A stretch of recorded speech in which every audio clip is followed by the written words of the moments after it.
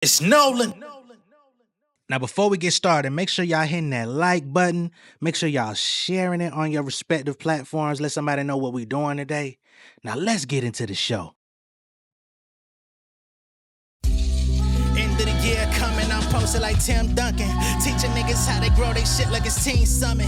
Teaching niggas how to talk to me, I don't hear nothing. You red pill rappers about to fall from the red button. This chair comfy, need real money. Let me find out you industry niggas is Ted Bundy. Let me find out, let me wind down. Take some time out to calculate the weight I clear monthly. USD to them pounds, feet deep in the ground. Stand firm like your whole shit for $200.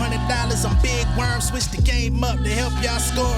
Dave Stern try to box me in Martin. I treat him like T. Hearns. Got a baby doing 5 weeks. Made it through my juvenile hell, was bumping my deep. Homies in them 2-man cells struggle to find sleep. We ain't talking casa now. We don't talk like barbershops. Circumvent the streams. We taking it back to mom and pop. Distribution, pick and choosing for the institution. Niggas losing, y'all can check the units. They say the internet level the plan failed. I say they made you confident in racing with your training wheels. Fuck 'em rapping for if I can't pay a cable bill. Fuck 'em rapping for if I can't even say what's real. How you say you independent with a major deal? Niggas fell in love with the lies. I see how shady feel. What's going on, beautiful people? It's the kid J Nolan here. Welcome back to another episode of Inside the Industry, your number one source for music, entertainment, commentary, and breakdowns. What's happening, insiders? Now, in this video, we're going to be getting into the Drake bot lawsuit, all right? Now, y'all know a couple months ago, RBX, who is a rapper from the West Coast, he was all over Dr. Dre's original Chronic album. He released solo music, and he also contributed to the Chronic 2001 with Dr. Dre classic records, right? He came out and filed a lawsuit against Spotify for turning a blind eye to illegal botting on the platform and claims that it disparages artists such as himself and others from being properly compensated because so many artists are on the platform artificially streaming and basically muddying the waters on how people get paid. Especially when we talk about major artists like Drake or any that are on the major label system. If they're botting, not only are they getting illegitimate royalties from the bots, but because they're major label acts, they also get a greater share out of the royalty pool for being major label acts. So they're winning on both sides. They're major label acts, plus they also get to take away from the smaller artists by using bots, right? Now, in his lawsuit, he alleges that Drake, in particular, has received over 30 billion illegal artificial stream bots on his music, and they have been ignoring it, right? So he uses Drake as a primary example. They went into some of the analytics and reports of his music, where the music's being played. They did forensic data on his music, and they even included evidence of their reports in the lawsuit, right? He's not suing Drake, he's suing Spotify, but Drake is a large example of the behavior.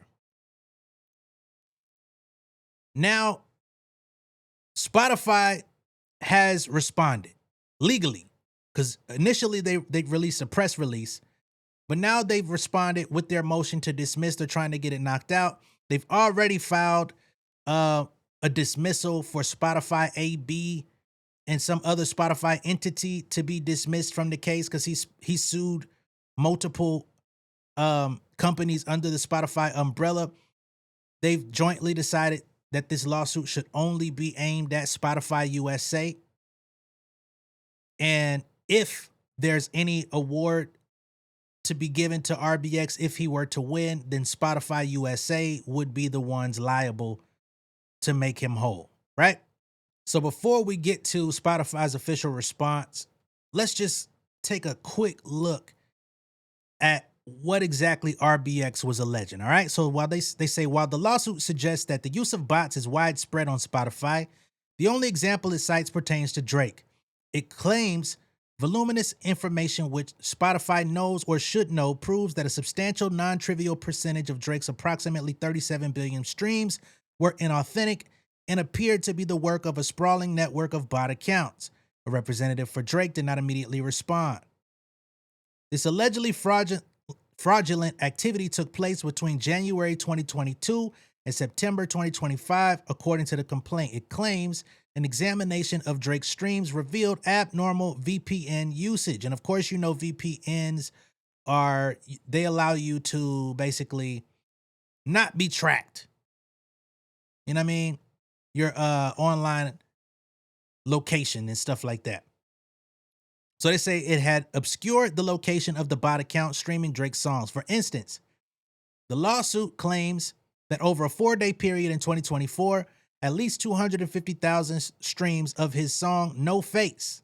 Now remember, No Face is one of those songs that Drake lovers really appreciated, allegedly. Over 250,000 of those streams originated in Turkey. Remember, people like the DJ that don't spin was trying to say that the labels were botting Kendrick Lamar's music in Turkey. And then we get this report in Turkey about Drake. But were falsely geomapped through the coordinated use of VPNs to the United Kingdom in an attempt to obscure their origins. The lawsuit also alleges that a large percentage of accounts streaming Drake's music were geographically concentrated around areas whose population could not support such a high volume of streams. No exact places or numbers were given, though the suit claimed that some streams reportedly originated in areas with 0 residential addresses. The lawsuit also cites significant and irregular uptick months for Drake's songs long after they've been released, as well as slower and less dramatic decay rates for Drake's music compared to his contemporaries. Decay rate refers to a typical streaming pattern where plays of an album or song naturally dwindle in the weeks and months after release. So you can pretty much cite bots because you'll have 1 or 2 days that are just like going crazy. And then all of a sudden it goes from, like, to use an example, like 1 million to now you got like 3,000 plays. And it's like, damn, niggas, stop listening to your music that quick.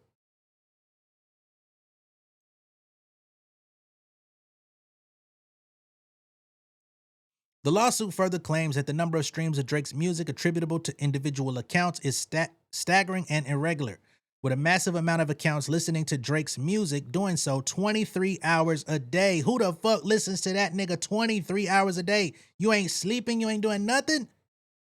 You just up playing nonstop? No face? Come on. Less than 2% of these users, the lawsuit goes on to claim, account for roughly 15% of Drake's streams, and about 9% of Drake's streams are attributable to less than 1% of these users. As a result, the complaint claims Drake's music accumulated far higher total streams compared to other highly streamed artists, even though those artists had far more users than Drake, which means more actual real people were listening to these other artists compared to Drake. Okay? So that's just giving y'all a quick overview of RBX's complaint. Now let's get to Spotify's response. And if you're wondering who that bubblehead motherfucker on the thumbnail is, that's Daniel Ek, the CEO of Spotify, the man who told artists, if you don't like your streaming royalties, just drop more music. Sorry, motherfucker. All right, let's get to it. Introduction. The plaintiff in this case, an artist known as RBX, asserts claims against Spotify based largely on allegations that a different artist's music may have been subjected to artificial streaming activity where unknown bad actors use bots and other technical means to impersonate authentic listening activity and inflate the count of how many times a particular song is played. What you mean a different artist may have? Like, if a nigga got an issue with y'all company and has looked into it, yeah, he's gonna mention a different artist. What you mean? You got what? You can't look into another nigga shit?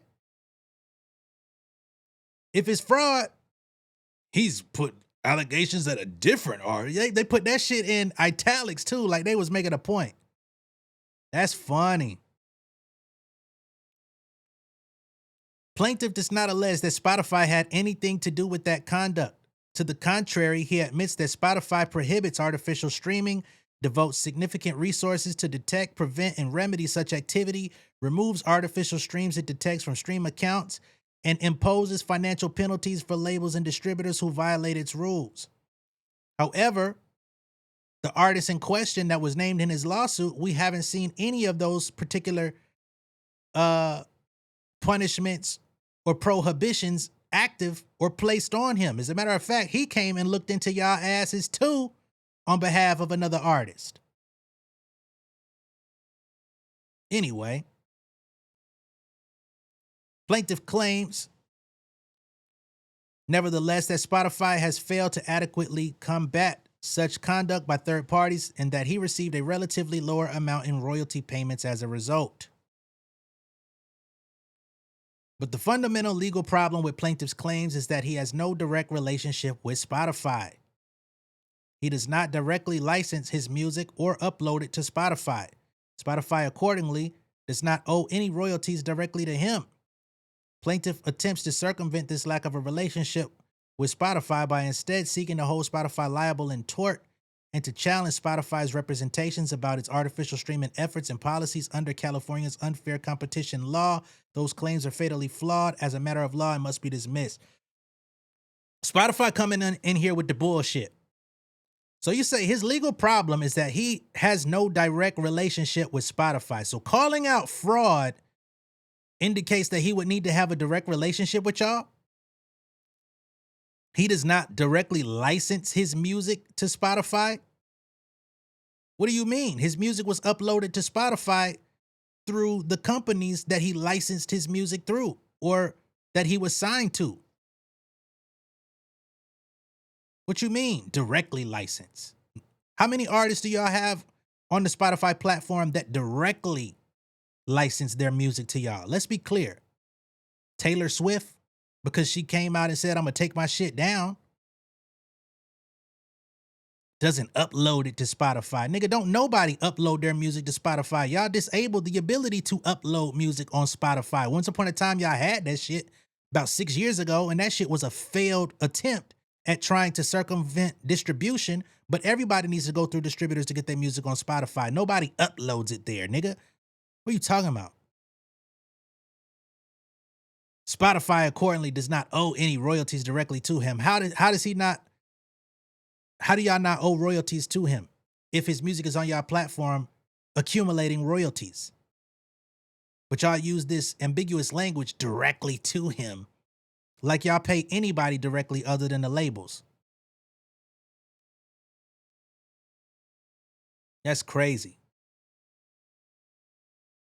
First, plaintiff's negligence claim fails because California law does not recognize the broad tort duty plaintiff seeks to impose, a novel and unprecedented duty to protect music rights holders from the conduct of third parties, here third-party artificial streamers. What I don't find, I'm going to pause this for a second. Y'all niggas be coming out knocking niggas' music off of Spotify. There's thousands of independent artists whose music has been uploaded, not directly to Spotify, but through third-party distribution. And y'all may see somebody get some, what y'all would call irregular activity on their music. Y'all don't reach out to them. Y'all don't send them an email. Y'all don't send niggas texts and phone calls. Y'all don't contact the distributor. Y'all just wipe niggas' music off one day and say, hey, we suspect artificial activity on your music. It's being taken down. That's what y'all do to independent artists. Y'all don't do that. I've never seen a major label act who just released an album get their album knocked down within 90 days of release for suspected artificial activity. Y'all do that shit to independent artists year round. If you go on YouTube, you can see so many artists, people with large followings, who've been in the industry working as songwriters, signed to labels, etc., who are now saying that their music has been illegally, or I'll just say unjustly, removed from the platform. But now y'all trying to act like y'all don't know what the fuck be going on. Oh, it's not our fault. Okay. So why do y'all knock my music down, but y'all don't punish the distributor? Right. Anyway, they say California law does not recognize the broad tort duty that he claims. All right. In California, it is black letter law that there is no tort based duty to protect against harm caused by third parties unless there is a special relationship between the parties. Here, there is no special relationship. This failure alone bars plaintiff's negligence claim. And under California's economic loss doctrine, the absence of such a special relationship also precludes plaintiff from pursuing a claim for negligence resting on alleged harms that are purely economic. Plaintiff's claim for a violation of California's UCL is equally defective. Plaintiff has not satisfied the pleading requirements of Rule 9b that apply to claims sounding in fraud. The complaint does not even plead that plaintiff in fact relied on any alleged misrepresentations, and his attempt to obtain equitable relief under the UCL fails under binding Ninth Circuit precedent. For these and the other reasons detailed below, the court should dismiss the complaint in its entirety with prejudice. Background. Spotify is the world's most popular audio streaming subscription service with over 100 million tracks and over 713 million users. Creating opportunities for creative artists to live off their art is central to Spotify's mission. In keeping with this mission, Spotify takes misuse of its service seriously. As the complaint acknowledges, Spotify devotes significant resources to combating the industry-wide problem of artificial streaming. Its policies prohibit artificial streaming. It deploys methods to detect, prevent, and remedy artificial streaming on its platform. It conducts daily cleaning to ensure artificial streams do not count toward public stream numbers. And it imposes penalties on labels and distributors when flagrant artificial streaming is detected on their content. I've never seen any distributor or label go out of business for artificial streaming, though. I've seen artists' music individually be deleted, though. But only the independent ones. A variety of bad actors can be responsible for artificial streaming, including paid third-party marketing and promotional services. Spotify is proud to be a founding member of the Music Fights Fraud Alliance, a global task force aimed at eradicating streaming fraud. Plaintiff Eric Dwayne Collins, whose stage name is RBX, is a California-based rap artist whose music is available on Spotify. Plaintiff's theory is that any artificial streaming of another artist's music, the complaint focuses almost exclusively on Drake, another rap artist, ultimately results in an underpayment of royalties owed to plaintiff. Yeah, that's how it fucking works. Y'all even instituted new policies saying if you don't have a minimum of 1,000 streams on your music, you don't get paid at all. So that goes to show you that the bigger artists are prioritized. That's what y'all told us when y'all put y'all new information out a year ago or 2 years ago. Don't be backtracking now, nigga.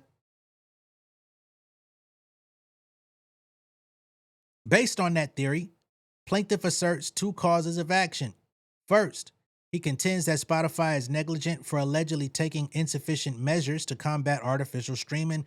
Second, he alleges that Spotify has made false or misleading statements about its efforts to combat artificial streaming in violation of California's unfair competition law. In describing how Spotify operates, the complaint fails to provide critical context. Most notably, plaintiff fails to mention that Spotify, like other digital streaming services, does not license music directly from or owe royalties directly to RBX or any other artist. Spotify instead licenses music catalogs from record labels, distributors, and other rights holders. And y'all still owe royalties. So y'all trying to skirt around this shit. It's funny watching y'all do it though. Those licensors in turn pay individual artists like RBX in accordance with their respective agreements to which Spotify is not a party. For that reason, as Spotify informs artists, exactly when and how much artists get paid depends on their agreements with their record label or distributor. Yeah, but y'all still gotta distribute the money to those labels and distributors. Y'all acting like y'all like the money just comes out of thin air according to niggas' contracts. Y'all still have to pay it out. And the amount is still indicative on the streams. And if the streams are fake, that's what would cause fraudulent monies. Y'all know that. Legal standard. To survive dismissal under Rule 12b-6, a complaint must contain sufficient factual matter accepted as true to state a claim to relief that is plausible on its face. Threadbare recitals of the elements of a cause of action, supported by mere conclusory statements, do not suffice. Where the well-pleaded facts do not permit the court to infer more than the mere possibility of misconduct, there is no plausible claim for relief. Mere recitation of legal conclusions is not enough, and courts are not bound to accept as a true legal conclusion couched as a factual allegation. But they have reports. So you would also have to allow them to share their source of their reports, no, before dismissal. The court should not accept as true allegations that are merely conclusory, unwarranted deductions of fact or unreasonable inferences. Dismissal can be based on either a lack of a cognizable legal theory or the absence of sufficient facts alleged under a cognizable legal theory. Argument. Plaintiff's negligence claim fails. Under California law, a plaintiff alleging negligence must establish 1, a legal duty, 2, breach of that duty, 3, causation, and 4, damages. Plaintiff will not be able to prove any of these elements. His theories of causation and damages rest on a fundamental mischaracterization of how Spotify operates, and his conclusory assumption that any artificial streaming automatically results in an underpayment of royalties to him is both inadequately pleaded and mistaken. You sure about that?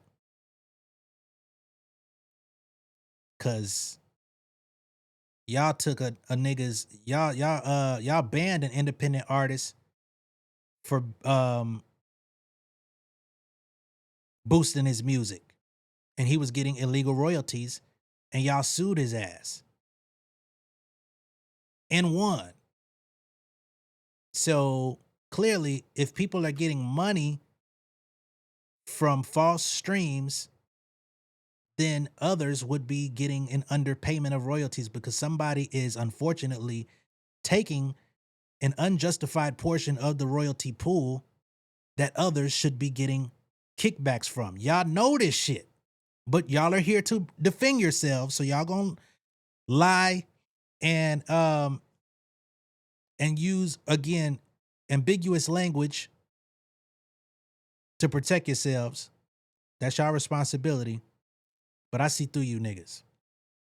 They say, but the court never needs to reach these issues because the claim fails as a matter of law for 2 independent reasons. First, plaintiff has not alleged that Spotify owes him a legal duty. And second, California's economic loss rule bars plaintiff's negligence claim entirely because that claim seeks to recover only economic damages.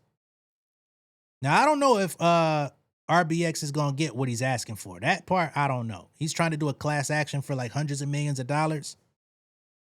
They already got Black Sheep in them the fuck out of here in a similar fashion.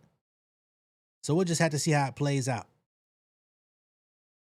Recovery for negligence depends as a threshold matter on the existence of a legal duty of care. Plaintiff's negligence claim here does not clear that threshold. Plaintiff's negligence theory that Spotify has not, in his view, taken sufficient steps to stop misconduct by third parties runs headlong into black letter California law. The general rule is that there is no duty in tort to protect another from the conduct of a third party. This rule has deep roots in the law and derives from the common law's distinction between misfeasance and nonfeasance and its reluctance to impose liability for the latter.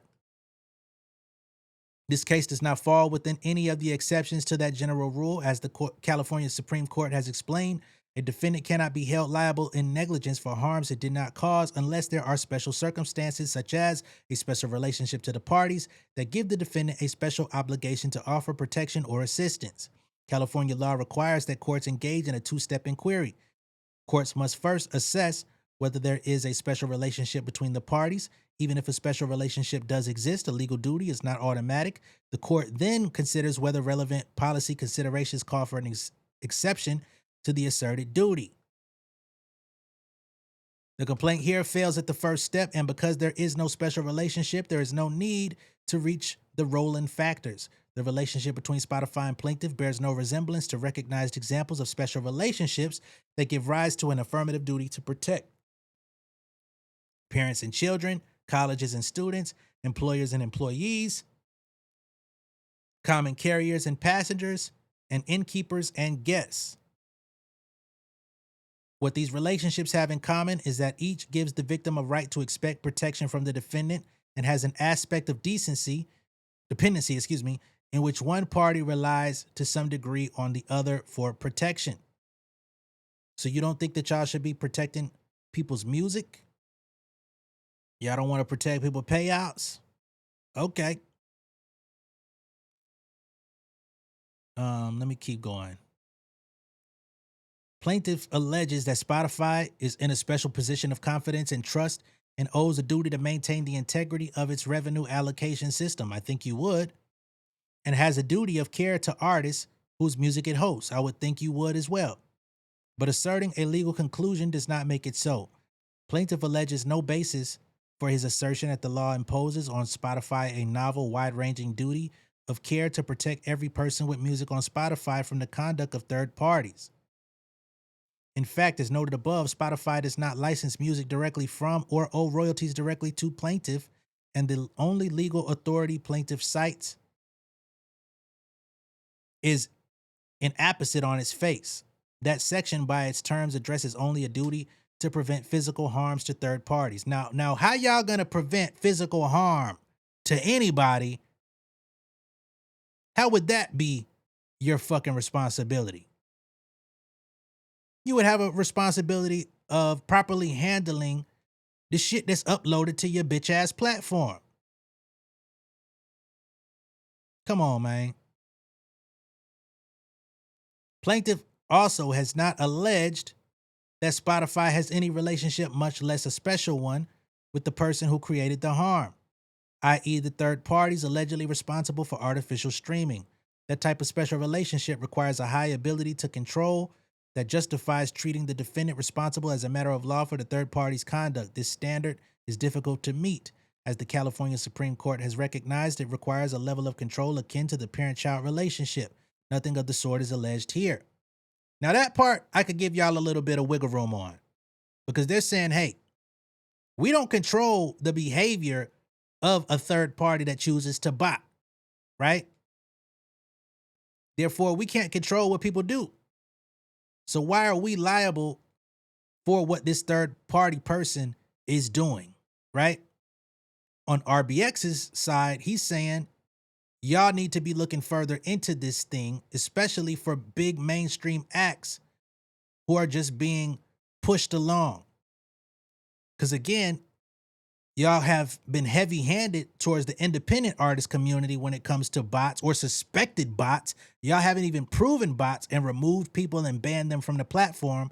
But when it comes to larger artists, we haven't seen any of those heavy-handed tactics or punishments being handed out.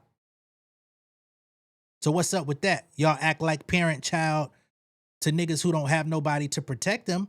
They're just putting their music up through third-party distributors. But when it comes to major label acts, y'all don't do shit about it. Y'all put out a couple reports per year, say, hey, we've looked into the streams. Y'all come back a couple months later, we've looked into the streams. You get all these fanboys and fangirls online that claim artist XYZ got their streams reduced. But ultimately, it hasn't amounted in any sort of punishment. At bottom, no case law, certainly Spotify is aware of none, imposes a special relationship, much less an accompanying legal duty under analogous circumstances. 2. California's economic loss rule bars plaintiff's claim. California's economic loss rule, a rule that courts routinely apply in dismissing negligence claims, also bars plaintiff's claim. California's economic loss rule holds that economic losses are recoverable in contract alone rather than in tort. Okay. I'm not reading y'all references. Accordingly, when it As in this case, a plaintiff seeks to bring a negligence claim only for economic harms unaccompanied by personal injury or physical damage to property. California's economic loss rule bars the negligence claim. The primary exception to that general rule of no recovery for negligently inflicted purely economic losses is where the plaintiff and the defendant have a special relationship. So maybe RBX is going to have to submit an amended complaint based on this. We'll see. In short, plaintiff has attempted to propose a novel and sweeping tort duty because he lacks any cognizable relationship, special or otherwise, with Spotify. The negligence claim should be dismissed. Plaintiff's UCL claim fails. Plaintiff further asserts that Spotify's representations about its artificial streaming efforts and policies are inaccurate or misleading in violation of the UCL. The UCL prohibits and provides civil remedies for unfair competition, which it defines as any unlawful, unfair, or fraudulent business act or practice. Here, plaintiff invokes two of the three prongs. One, allegedly fraudulent business acts. Two, allegedly unfair business practices, but plaintiff fails to state a claim under either theory. Plaintiff fails to state a claim under the fraudulent prong. For at least three reasons, plaintiff has not stated a claim under the UCL's fraudulent prong. First, he has not pleaded his claim with particularity. When, as here, a plaintiff brings a claim under the UCL that sounds in fraud, that claim must be pled with particularity under Federal Rule of Civil Procedure 9B. Accordingly, a plaintiff must allege the who, what, when, where, and how of the allegedly false or misleading statements with particularity.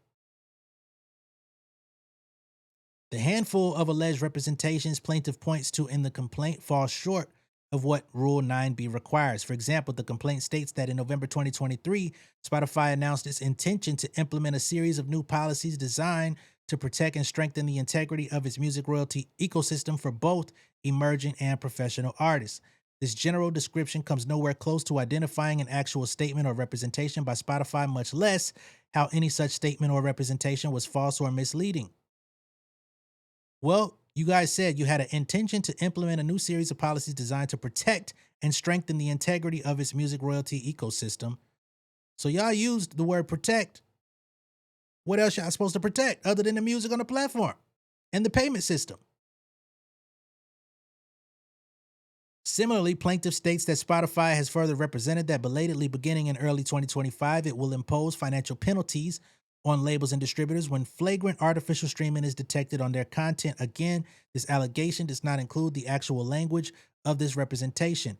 One of the only statements that plaintiff quotes rather than characterizes is language on Spotify's website stating that Spotify puts significant engineering resources and research into detecting, mitigating, and removing artificial streaming activity on Spotify, and that as part of these efforts, we conduct daily cleaning to ensure artificial streams are removed from public numbers in the Spotify app. This is essential to ensure a level playing field where nobody is able to use artificial streaming to increase the perceived popularity of their music on Spotify. Plaintiff also quotes the portion of Spotify's website stating that Spotify's requirement that a track be streamed a minimum of 1,000 times within a 12-month period to be included in the royalty pool calculation will eliminate one strategy used to attempt to game the system or hide artificial streaming, as uploaders will no longer be able to generate pennies from an extremely high volume of tracks. So once again, they say we ain't paying you shit unless you can show that you can get 1,000 plays. Plaintiff, however, has not alleged any explanation of why or how any of the representations or characterizations above were false or misleading when made as Rule 9B requires, bar fresh. No, I'm not reading your shit. As Judge Cole similarly put it in a dismissing fraud-based claim for failure to satisfy Rule 9B, a plaintiff must allege contemporaneous facts that would establish a contradiction between the alleged materially misleading statements and reality. Plaintiff does not allege any facts, contemporaneous or otherwise, that contradict Spotify's alleged representations about its artificial streaming detection efforts and policies. To the contrary, plaintiff concedes that Spotify undertakes efforts to implement countermeasures to fraudulent streaming. No, he's saying that y'all make statements claiming that you will. At bottom, Plaintiff's theory rests entirely on the allegation that some artificial streaming, chiefly involving the music of a single artist, Drake, on a platform with thousands of artists' music and millions of tracks, still occurs. This falls short of pleading that Spotify's representations about its artificial streaming policies and detection efforts were false or misleading. Second, plaintiff has failed to allege reliance on any purported misrepresentation. To state a representation-based claim under the UCL, a plaintiff must plead actual reliance on the alleged misrepresentation. Here, the complaint does not attempt to plead that plaintiff actually relied on any representation, and it certainly fails to allege that any representation affected plaintiff's behavior or any decision by plaintiff, or more likely his record label, to put his music on Spotify. Indeed, it is not even clear how Spotify's representations about its artificial streaming efforts and policies could have impacted plaintiff's behavior or decision-making, even assuming plaintiff had the right to control whether his music was uploaded to Spotify. That only underscores the oddity of plaintiff's attempt to assert a misrepresentation-based claim.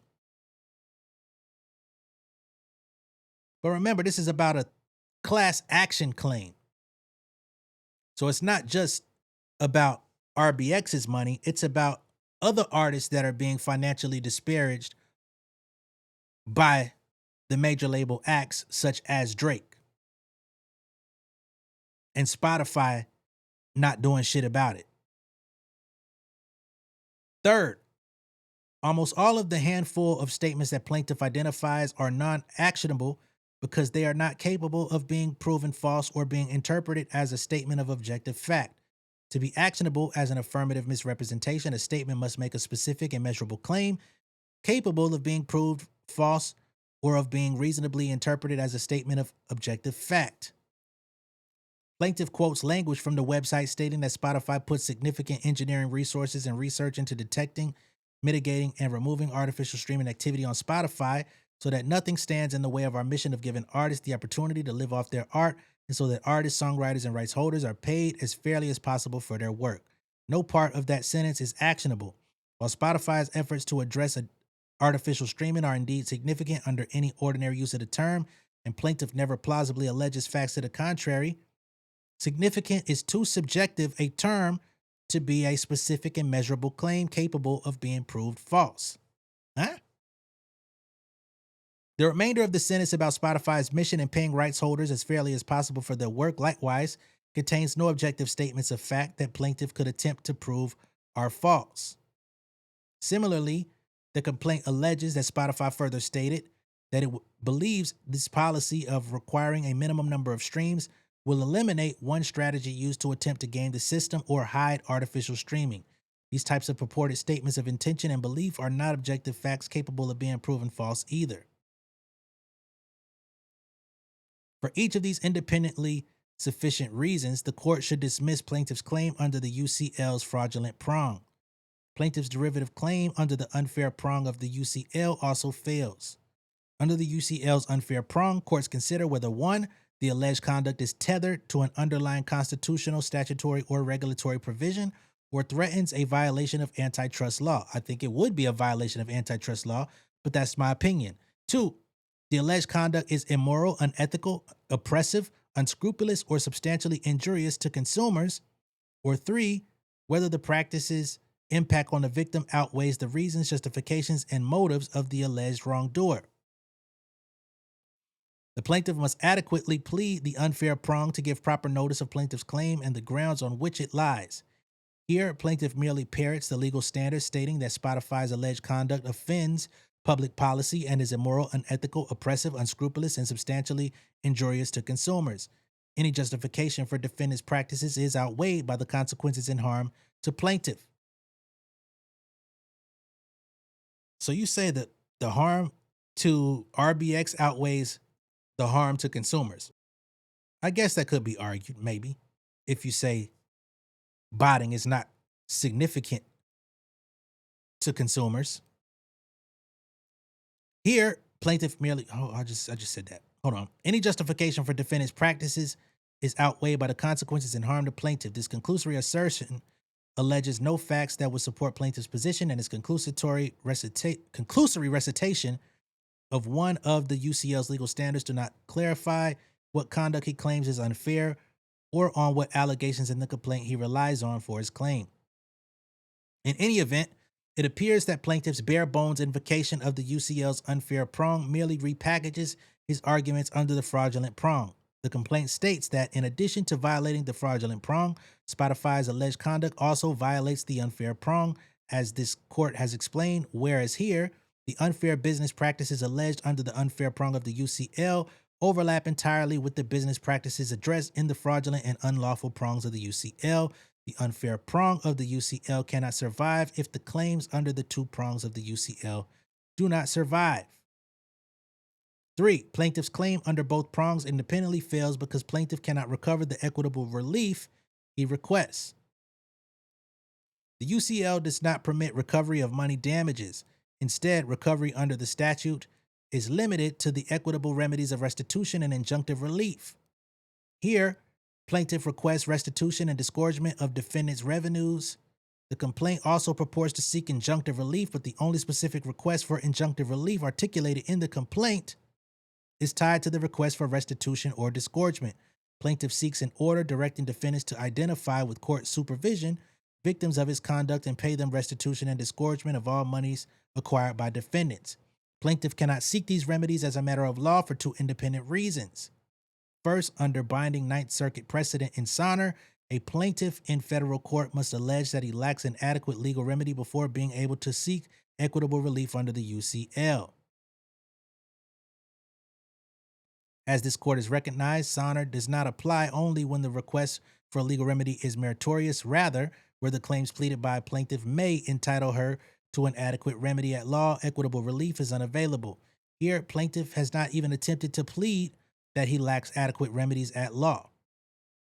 Well, what other remedies would y'all like? On the contrary, he expressly requests compensatory damages, a legal remedy for his negligence claim, prayer for relief.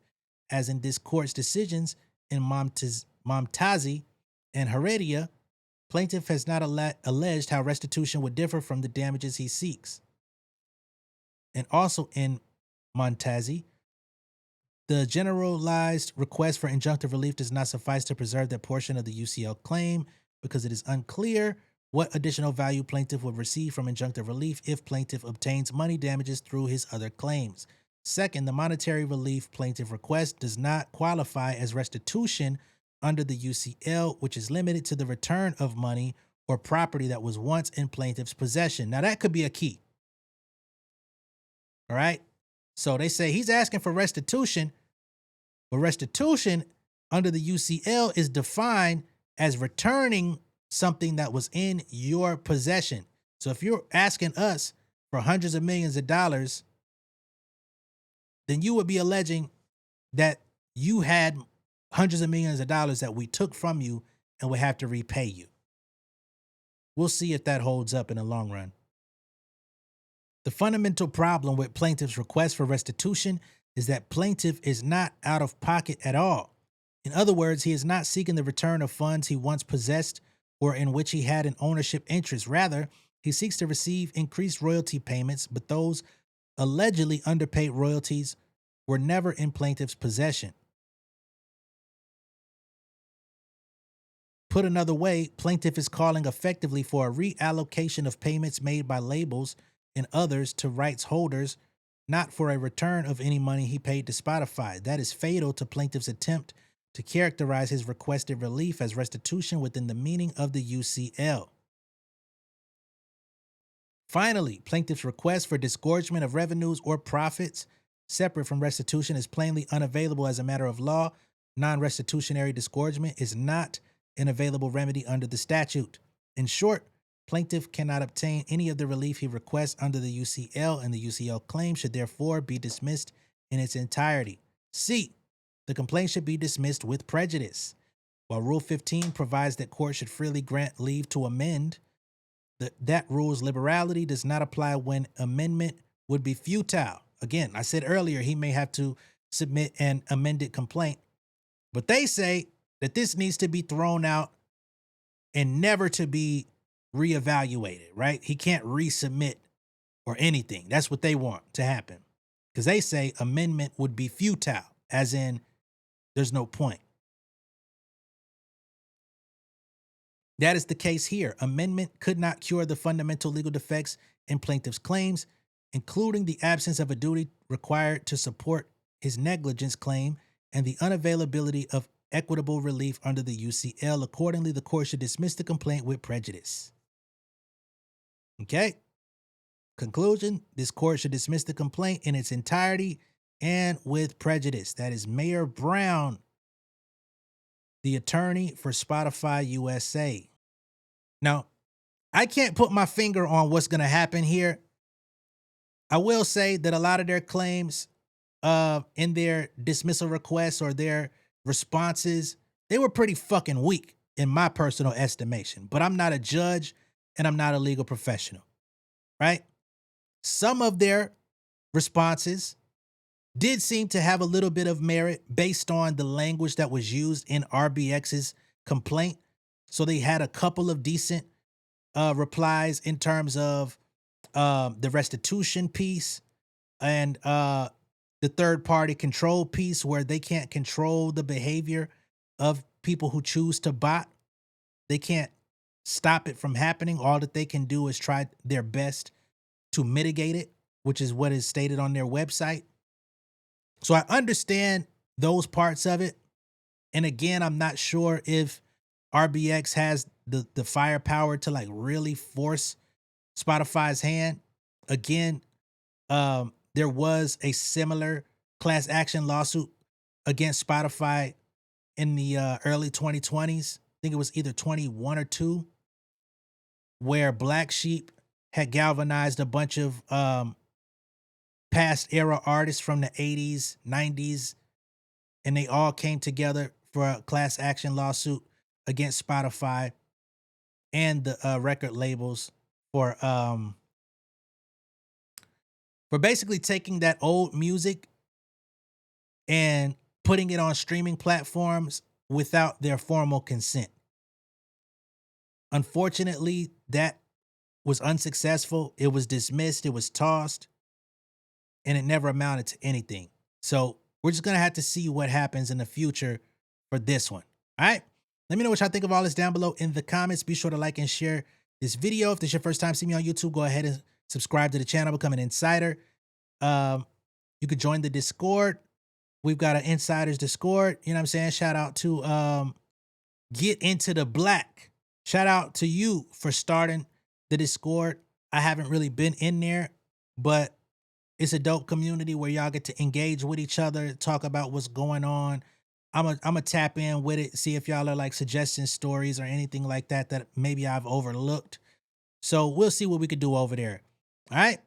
And if you want content that, of course, new music and stuff like that may get knocked off of YouTube, come join us over on patreon.com/RealJNolan. The next album that we're probably going to be going to listen to is J. Cole's The Fall Off on the 6th.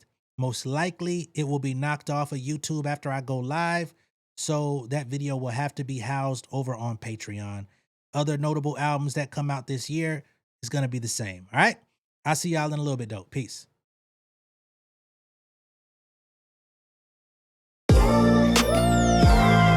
Yeah. Family over fame in this bitch. Yeah. The glory of living righteous is setting in. My street knowledge and education's a perfect blend. Young mogul, independent, I've been setting trends. The first one from my family to be faithfully wed.